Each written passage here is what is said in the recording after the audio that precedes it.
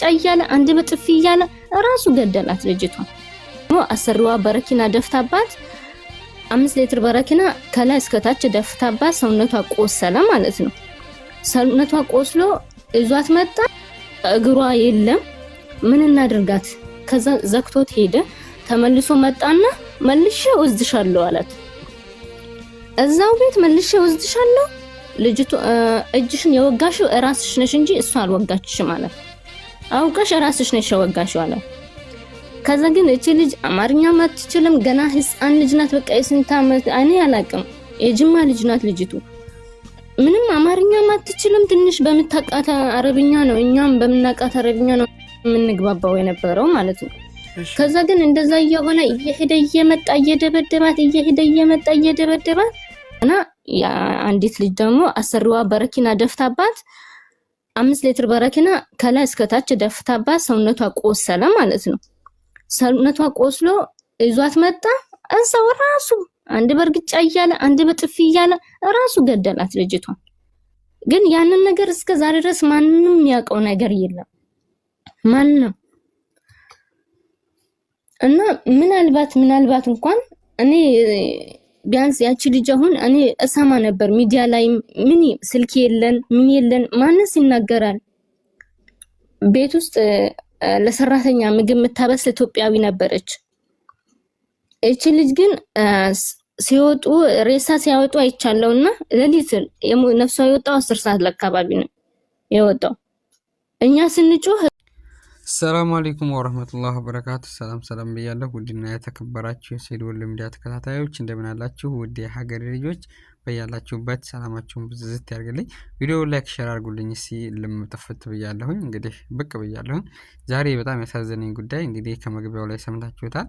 አንድ እህታችን እንግዲህ በረኪና ተደፍቶባት ከዛም ደግሞ የኛው ኤጀንሲዎች ደብድበው ለሞት የዳረጓት እንግዲህ በጣም ያሳዝናል። አንድ ሰው ለዜጋው አልተቆረቆረ ለገንዘቡ ብቻ ከኢትዮጵያ በቃ ዲና ነው ብለው አንጥተው ከዚህ ስራ ዱለው የድለላቸውን ገንዘባቸውን ከፍለው ያቺ ልጅ ህይወቷን እስከምታጣ ድረስ ችላ ብለው በጣም ያሳዝናል። አንድ ሰው ለዜጋው አልተቆረቆረ ገንዘብ ብቻ ለመሰብሰብ ሆነ እንዴት እነዚህ ሰዎች አይጠየቁም?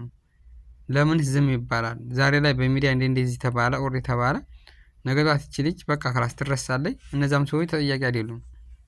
ለምን አይጠየቁም? በየሀገሩ ያሉ ኤጀንሲዎች ለምን ነው የማይጠየቁት? ለምን እንዲህ ያደርጋሉ? በተለይ ሳውዲ አረቢያ ላይ ወላሂ ያሳዝናል።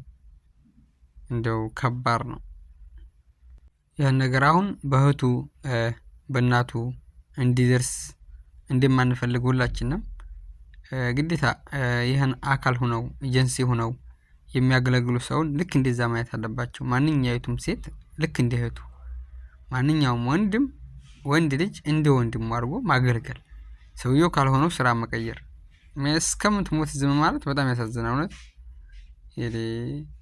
በዚህ ልክ መጨካከን በጣም የሚያሳዝን ነገር ነው።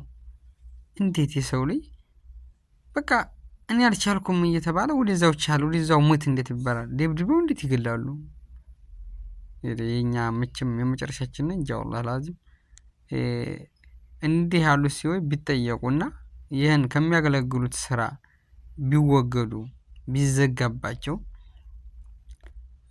አሪፍ ነበረ። ምክንያቱም የተሻለ ነገር እንደዚህ ነገር እነዚህ ሰው አሁን እንዲያረጉ ቢጠየቁና ያላግባብ የት ገባችሁ የት ወጣችሁ ብሎ የማይጠይቁ ሲደበደቡ ለሞት የሚዳረጉ እነዚህን አካሎች መንግስት አለው ካለ ሰብስቦ እነዛን ያዘርጉ፣ ፍቃድ ያላቸው ፍቃዳቸውን ነቅቶ እንደዚህ ከጠበቅ ያለ እርምጃ በመንግስት ቢወሰድ እንዲህ አይነት የተደበሰበሰ ነገር ራሱ አይኖርም። ልክ እንደዚህ አይነት ነገር ሲመጣ ህዝቡ በሚዲያ መቼም እየጮኸ ነው፣ በቲክቶክ በምናምን በተለያየ ነገር ግን ይሄ ነገር ሲጮህ መንግስትም እንዲህ አይነት ፍቃድ ያላቸውን በህጋዊ የሚሰዱትን ኤጀንሲዎች ስብስብ አድርጎ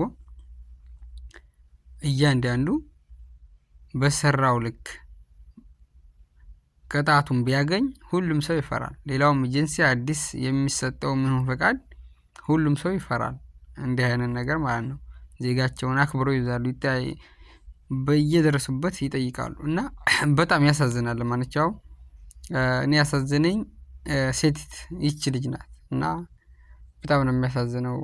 ዛሬ ላይ በራሳችን በእህቶቻችን እንዲሆን የማንፈልገውን ነገር ወላሂ ያሳዝናል። ለማንኛውም ብቻ ይሄ የሰው ሀገር እንዲሁ ድህነታችን ጨረሰና ሀገራችንን የምንበላው ሳናጣ ያልፍልናል ብለን እየተሰደትን ከዛም ላይ ደግሞ እህቶቻችን በዚህ ልክ እየተደበደቡ እየተዋረዱ በዚህ ልክ ራሳቸውን እስከ ማጥፋት ድረስ ሲደርሱ ወላሂ በጣም ያሳዝናል። ብቻ ሀገራችንንም ሰላም አላህ ያድርግልና እንዲህ አይነት ኤመርጀንሲዎች ደግሞ ለህግ ቀርበው ቢጠየቁና የሆነ ቅጣት ቢሰጣቸው የተሻለ ነው። እና መልካም ጊዜ ውድ ሀገሬ ልጆች፣ ይመቻችሁ። ባይ ባይ።